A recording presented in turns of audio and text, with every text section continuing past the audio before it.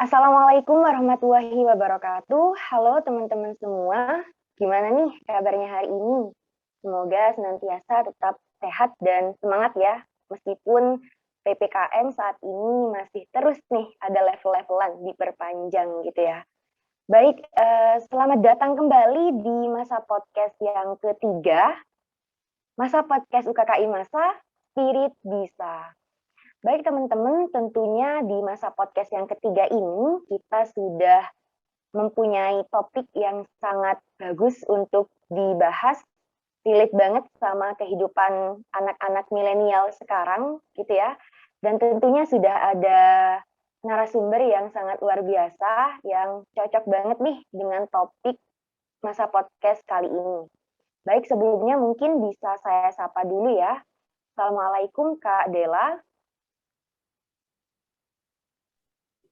Waalaikumsalam warahmatullahi wabarakatuh. Oke Kak, salam kenal ya, saya Kamila.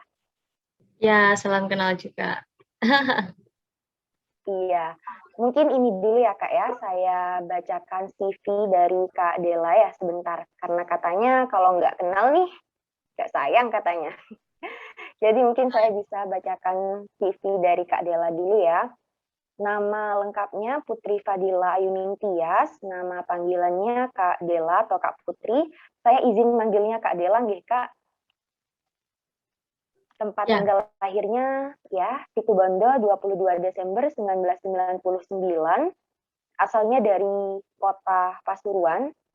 Pengalamannya banyak banget nih di CV-nya.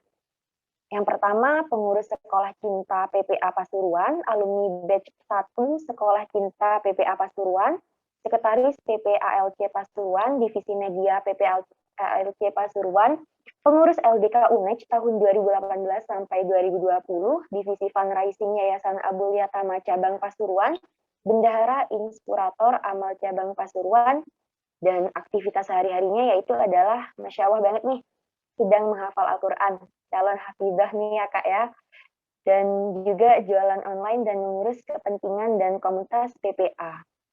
Baik, sudah saya bacakan nggih CV dari Kak Dela. Mungkin bisa kita langsung masuk ke topik diskusi ya Kak ya kali ini. Nah, di masa podcast yang ketiga ini kita mengambil topik itu yang sangat ini ya, baca topiknya ada udah ini bikin baper nih. Mencintai dan mengidolakan seseorang dalam Islam. Nah, kebetulan kita juga sama-sama nih udah pakai hijab warna pinky semua. Jadi mungkin ini ya. relate banget nih. Iya, sama topiknya ya, Kak ya. Baik. Nah, membicarakan mengenai kata mencintai, mencintai itu berasal dari kata dasar cinta. Nah, mungkin sebelum saya semakin mengarang-arang, mungkin langsung saja nih saya utarakan pertanyaan pertama. Sebenarnya bagi seorang Kak Dela nih, apa sih arti cinta itu sendiri?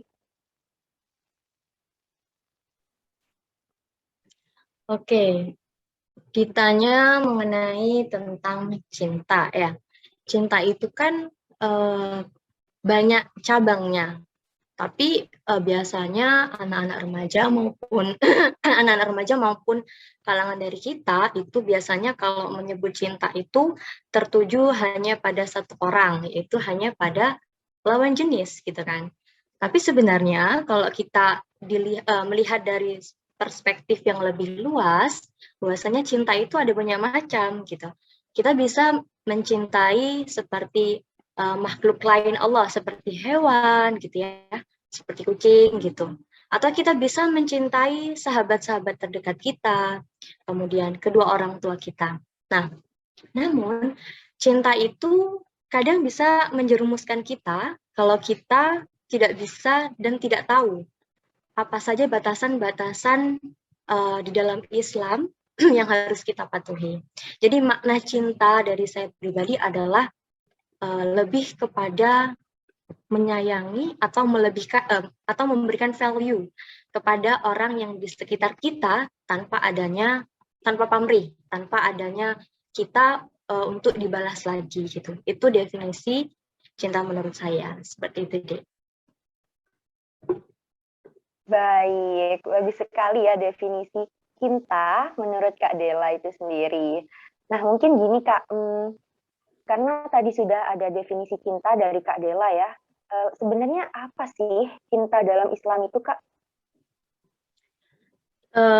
Seperti yang tadi saya katakan ya, bahwasanya cinta di dalam Islam itu diperbolehkan ya, terutama kepada lawan jenis itu fitrah. Karena Allah Subhanahu wa taala sendiri tidak melarangnya, bahwasanya kalau kita mencintai kepada orang lain, kepada lawan jenis, itu adalah hal yang fitrah, hal yang wajar yang tumbuh dari dalam lubuk hati kita. Nah, namun seperti yang saya katakan tadi, bahwasanya dalam mencintai makhluk Allah itu ada batasan-batasannya, ada aturan-aturannya. Nah, itu tercantum di dalam Al-Qur'an bahwasanya kalau kita mau mencintai seseorang itu tidak boleh dikatakan secara langsung kalau tidak ada niatan untuk menikah gitu ya. Atau ini bahasanya sudah terlalu jauh ya, tapi nggak apa-apa. Tadi saya bahas di awal bahwasanya cinta di dalam Islam itu diperbolehkan karena memang sifat dasarnya adalah fitrah, adalah hal yang wajar. Itu nikmat dari Allah, cinta itu. Jadi harus kita rawat, harus kita jaga, jangan sampai kita melanggar dari aturan-aturan Allah. Gitu. Iya, baik Kak. Terus biasanya nih kalau kita bahas tentang cinta, cinta itu kan identik dengan hati, terus identik dengan rasa gitu ya Kak ya. Biasanya ada Iya, nih kata yang iya, kata yang fenomenal banget yaitu baper gitu ya Kak ya. Bapak. Perasaan gitu. Iya. Mm-mm. Jadi mungkin bagaimana sih cara kita menyikapi rasa baper terhadap seorang yang bukan mahram kita gitu. Oh, oke. Baper di sini itu mungkin lebih ke apa ya? Mungkin terlanjur terbawa perasaannya hingga kita kepo atau ingin tahu lebih lanjut bagaimana seseorang ini, gitu ya. Setelah merasakan nikmat jatuh cinta dari Allah, mungkin kita kebawa perasaan tuh, kebawa perasaan sampai kita ingin tahu bagaimana karakter si doi gitu ya, atau aktivitas-aktivitas doi, sehingga kita mencari tahu melalui offline maupun online. Mungkin kalau di online itu kita bahasanya stalker, betul? Stalker ya, di Instagram, Facebook, maupun sosial media lainnya. Nah, kalau bagaimana sih tips dan trik untuk mengatasi rasa baper? Baper itu sebenarnya apa ya? Semua wanita pastilah pernah merasakan baper karena namanya juga jatuh cinta saat sedang marmut merah jambu itu tumbuh gitu ya. Apalagi kalau misalnya orang yang kita sukai itu adalah orang yang menurut kita adalah yang paham agama gitu kan, orang yang terdekat dengan kita, maka kita akhirnya kebawa perasaan tuh, wah Masya Allah ternyata beliau adalah orang yang sangat agamis, sangat yang sopan. Nah, bagaimana cara menghindarinya? Yaitu dengan cara stop untuk mencari tahu tentang doi gitu. Karena ya kalau kita terus-menerus stalking dia, terus-menerus mencari tahu tentang dia, nggak akan ada habisnya.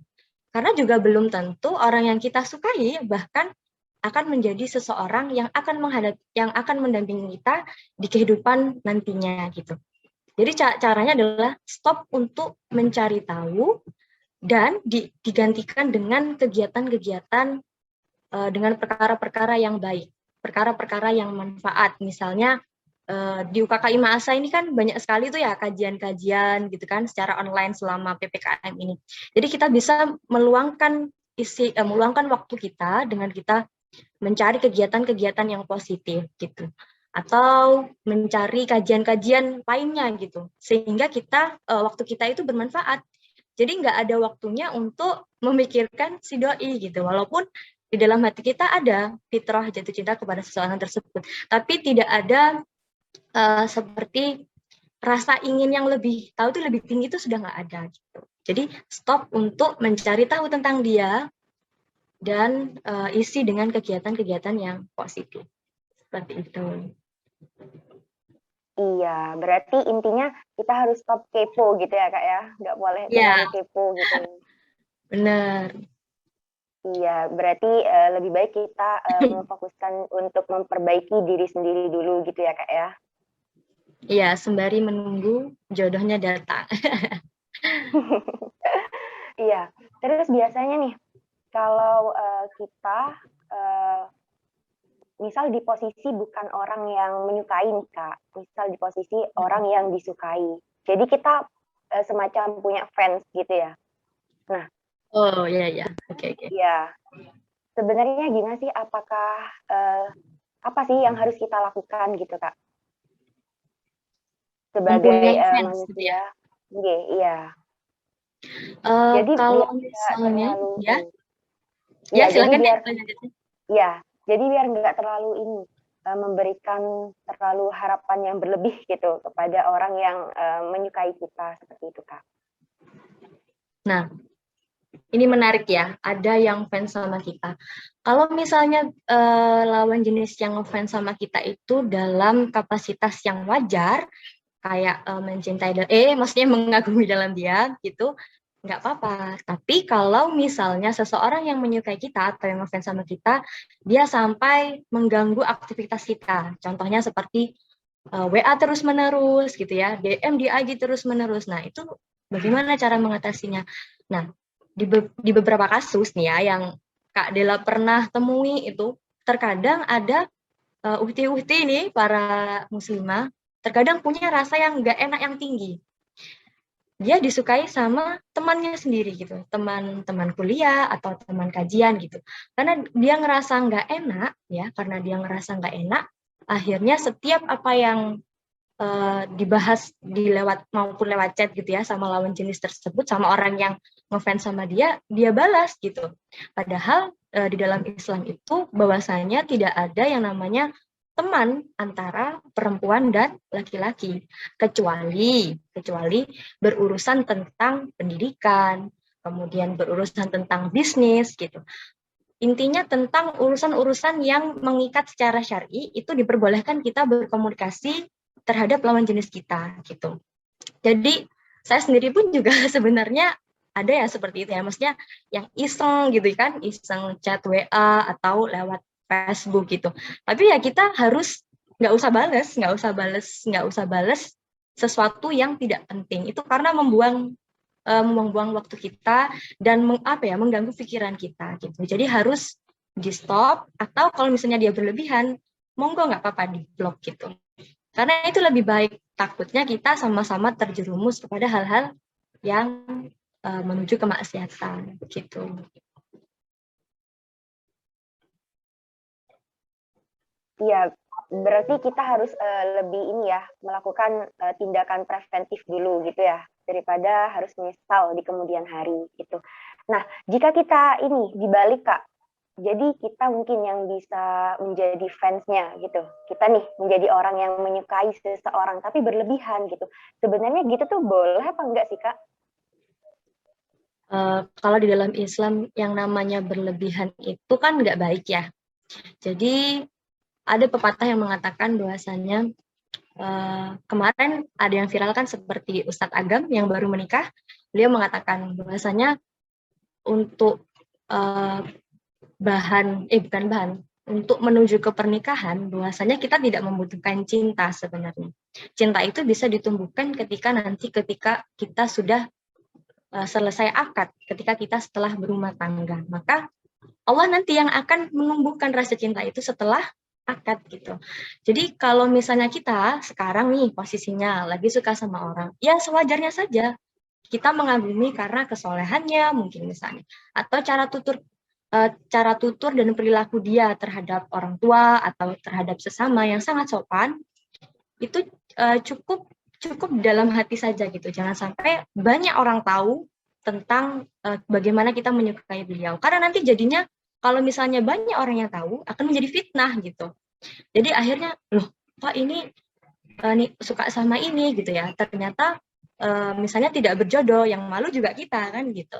Jadi cukup di-keep diri kita sendiri. Ya harus pintar-pintar menahan gitu. Dengan cara ya tadi yang seperti saya katakan, banyak melakukan aktivitas yang bermanfaat gitu.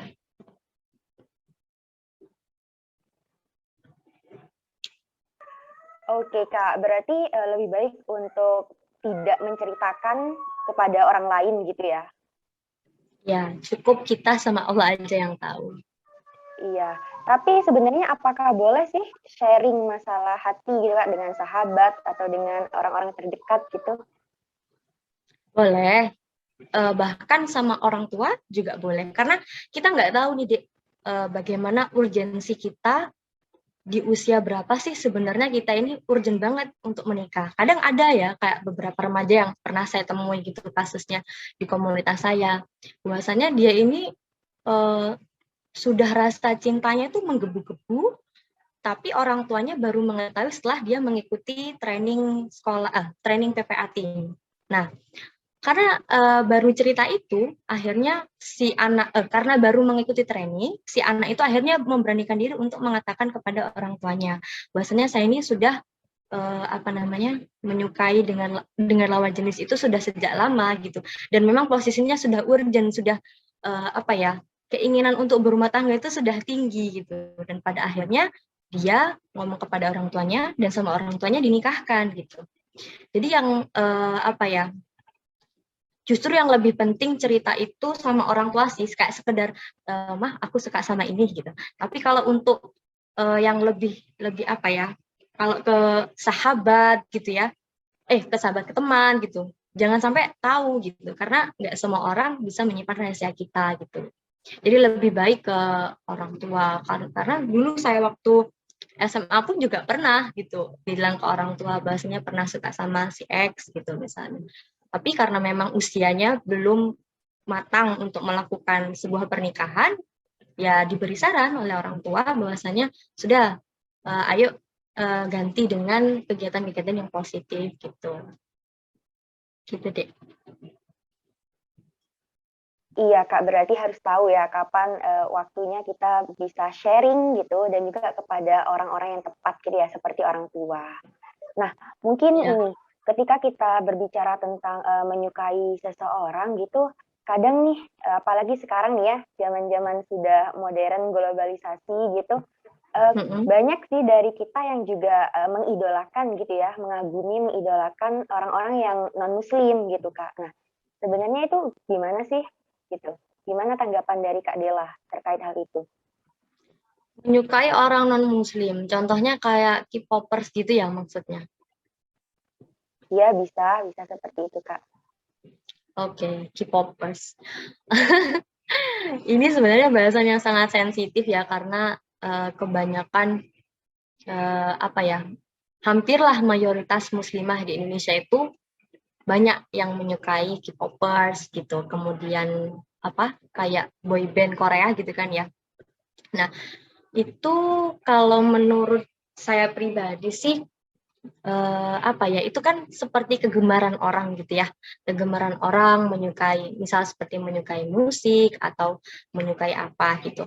Tapi kalau saya pribadi, daripada saya menyukai sampai menghalu gitu ya, sampai mengidola-idolakan sampai berlebihan, sampai mencetak fotonya gitu ya di dinding-dinding kamar gitu, itu menurut saya seperti kegemaran yang sangat berlebihan gitu. Tapi itu tergantung sudut pandang masing-masing orang ya.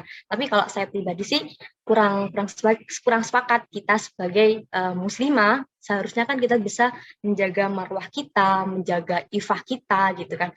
Bahwasanya kita itu nggak boleh sampai kan aduh opa-opa gitu kan. Kadang mereka sampai ikut konsernya gitu ya, buang-buang duit, konsernya kan sampai jutaan gitu deh ya. Mending daripada kita buat seperti itu, bisa buat kita untuk sedekah gitu kan, atau buat ikut kursus-kursus sehingga menambah wawasan kita gitu. Jadi saya pribadi kalau ada muslimah yang suka dengan K-popers, itu dari sudut pandang saya kurang sepakat gitu. Tapi itu tergantung preferensi orang-orang gitu ya. Kalau saya seperti itu. Iya, Kak, karena itu juga tanggapan orang itu beda-beda seperti itu ya. Ada yang Ya, ada yang juga berpikir ah nggak apa-apa asalkan nggak berlebihan seperti itu. Tapi ada juga ya. yang lebih baik jangan gitu sebelum apa? terus-menerus mengidolakan seseorang yang non-muslim gitu ya, apalagi sampai berlebihan gitu. Ya, benar. Oke. Ya Kak, mungkin kita balik lagi nih di ini pembahasan yang sebelumnya terkait menyukai, mengagumi gitu ya lawan jenis. Nah, sebenarnya sejauh mana sih kita bisa mengidolakan seseorang yang lawan jenis gitu Kak? Boleh sejauh apa mengagumi gitu maksudnya? Iya. Apa ya, kalau mengagumi itu ya sewajarnya gitu. Jangan sampai dengan rasa atau fitrah yang Allah berikan itu mengganggu aktivitas kita. Misal gara-gara kita suka dengan si X, awalnya yang rajin kajian, kemudian rajin mengaji, rajin menghafalkan Al-Qur'an, kemudian menurun, produktivitas kita jadi menurun gara-gara kita suka dengan si X, walaupun si X ini orang yang kita suka gitu ya, orang yang sangat soleh gitu. Kemudian dia mungkin pintar berorganisasi atau apa, hal-hal yang positif gitu ya dari dia. Tapi malah menurunkan produktivitas kita gitu. Lebih baik itu berarti tanda ya, sudah ada tanda bahwasanya oh aku sudah kelewat batas nih menyukai seseorang sampai membuat produktivitas aku menurun gitu. Jadi sewajarnya aja, jangan sampai hal itu mengganggu aktivitas-aktivitas kita. Beda halnya ketika kalau kita misal kepada ustadz gitu ya, memotivasi kita untuk oh karena suka sama ustadz ini akhirnya aku jadi bisa melakukan ibadah sunnah gitu kan, atau memperbanyak zikir gitu. Jadinya aktivitasnya jauh lebih meningkat gitu. Jadi harus tahu alarm kegiatan kita ini bahwasanya ini udah toksik apa enggak gitu. Gitu deh. Harus tahu gitu. Pokoknya enggak menurunkan produktivitas kita gitu. Itu sewajarnya. Iya, berarti benar-benar harus sewajarnya gitu ya Kak ya, jangan sampai jadi toxic relationship gitu ya. Terus gini Kak, biasanya mungkin ada yang wajarnya gitu menyukai seseorang itu, tapi ada sih istilah yang bucin gitu ya Kak ya, pasti udah sering dengar nih, budak cinta. Budak cinta. Ya. Ya, ya, Sebenarnya ya. gimana sih Kak ya? Sebelum kita lanjut nih, sebenarnya gimana sih menurut Kak Dela, bucin itu sebenarnya seperti apa sih? Jujur ya, bucin itu baru aku tahu kata-kata dan artinya ketika saya semester 5 kalau nggak salah. Dan itu saya tahu pengertian itu ya, budak cinta itu hanya ditujukan kepada orang-orang yang telah memiliki pasangan. Jadi saya pikir bucin, budak cinta berarti segala apapun yang di pikiran dia itu akan tertuju pada pasangannya gitu kan ya, intinya dari budak cinta itu ya. Berarti dia menyukai pasangannya itu secara berlebihan. Padahal belum tentu orang yang menjadi pasangan atau pacarnya pada saat itu akan menjadi jodohnya di kemudian hari gitu kan. Kasihan hati kita gitu ya, udah nangis-nangis, mewek-mewek gitu kan. Ternyata nggak jodoh gitu. Sangat disayang sekali kalau kita bucin atau budak cinta melakukan segala hal untuk pasangan kita yang belum tentu dia ini menjadi jodoh kita. Itu sangat sayang sekali. Dan bagi muslimah itu harus dihindari banget karena jangan sampai ya kita naudzubillah min dzalik terjerumus kepada hubungan yang haram gitu, menuju hal-hal yang tidak Allah sukai seperti pacaran gitu. Iya, itu berarti bucin itu hanya untuk orang-orang yang sudah punya hubungan gitu ya Kak ya, Iya, dalam setahu artian aku gitu. pacaran gitu ya.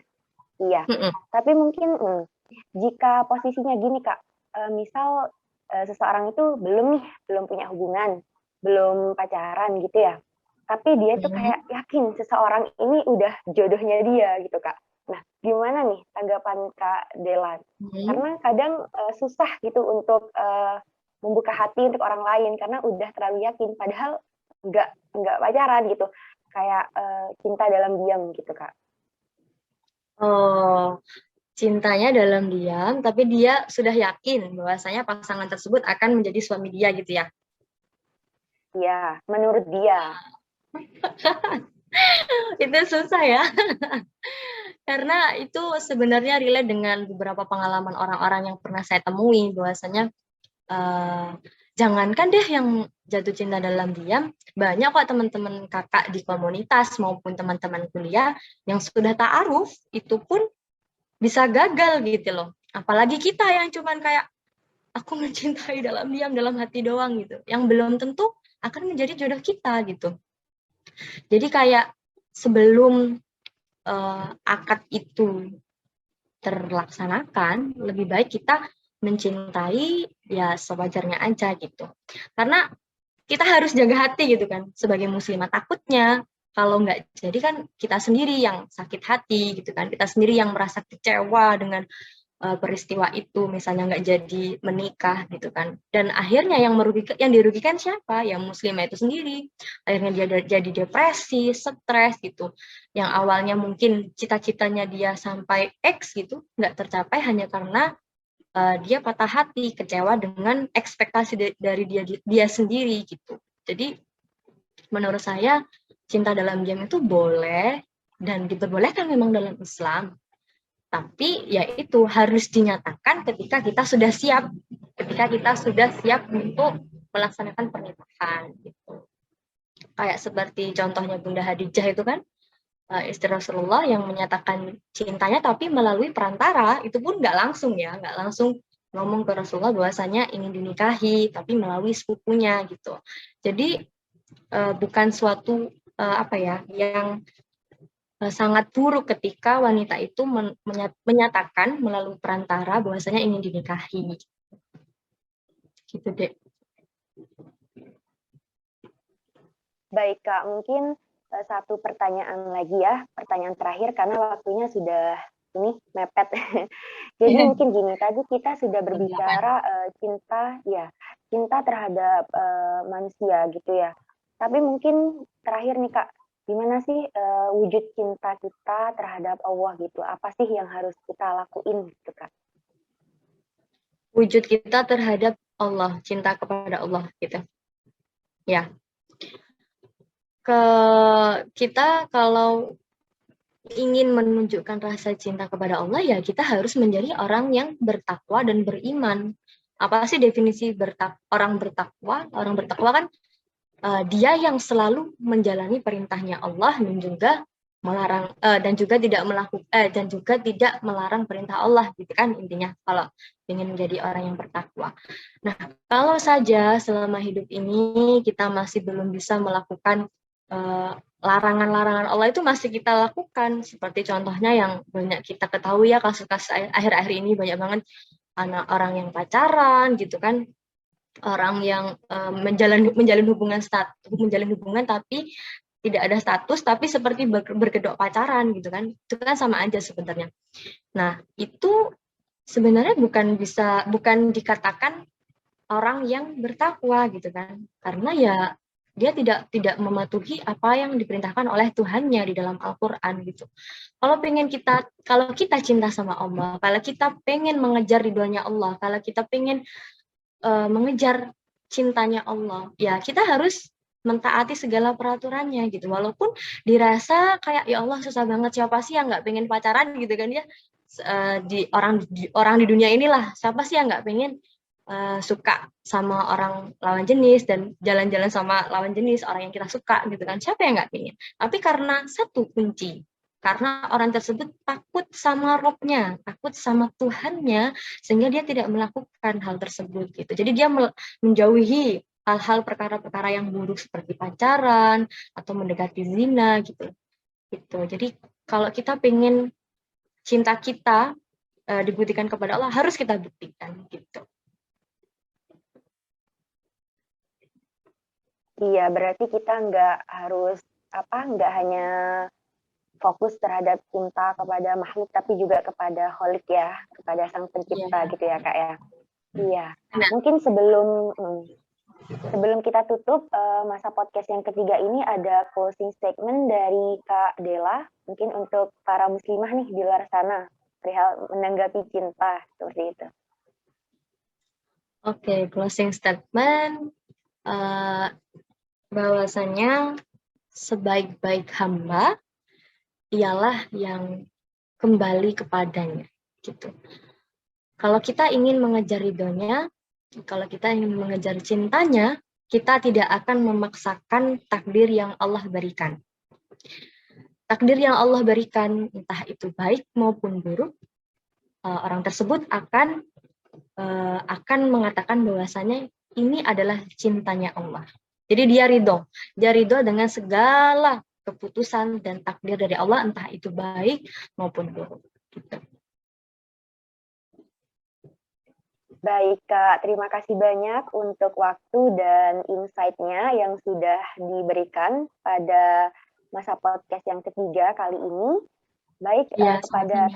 teman-teman, ya semoga podcast kali ini bermanfaat dan tetap jaga kesehatan, stay safe, stay healthy, dan Assalamualaikum warahmatullahi wabarakatuh.